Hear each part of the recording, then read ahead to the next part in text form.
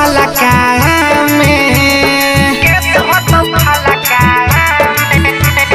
पोठिया थाना में मांग सजाई बहू के सुहत हलका में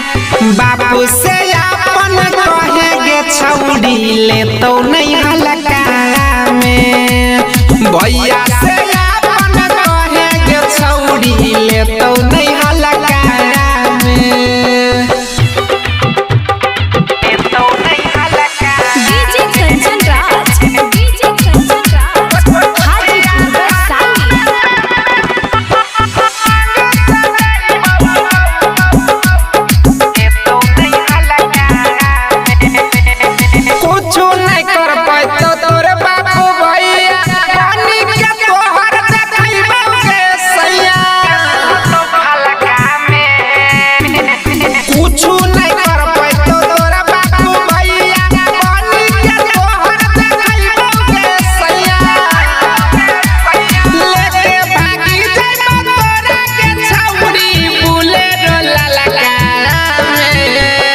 बापू से अपन कहेंगे गोरखी ले तो नहीं हलका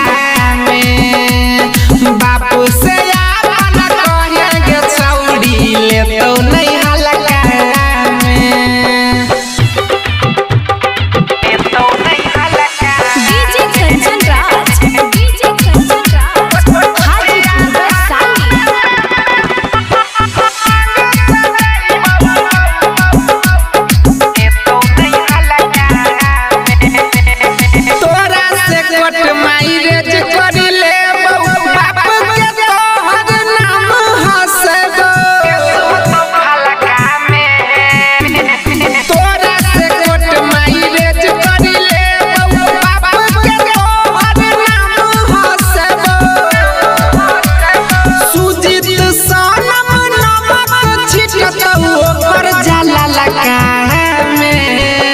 बापू से अपन कहेंगे छौड़ी ले तो नहीं हलका